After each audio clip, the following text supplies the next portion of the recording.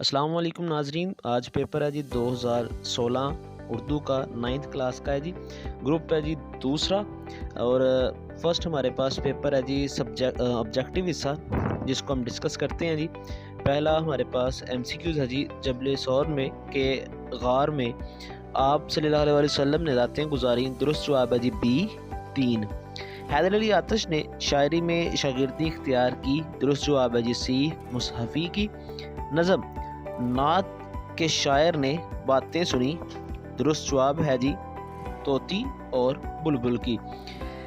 नज़म बवस्ता रह शजर से उम्मीद बहार रख में सबक अंदोज होने का कहा गया है। दुरुस्त जवाब है जी शाखे फरीदा से। जनाना मकान के अंदर घुसना मायूब समझते थे।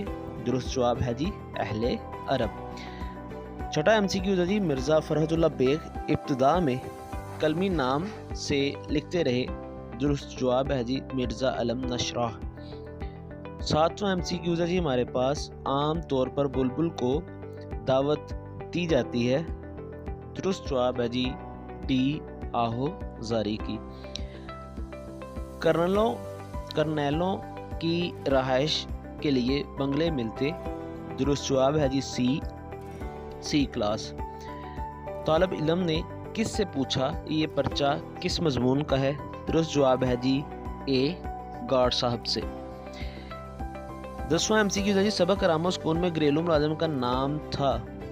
दुरुस्त जवाब है जी बी लल्लू। सुन्नत की जमा है। दुरुस्त जवाब है जी डी सुनन।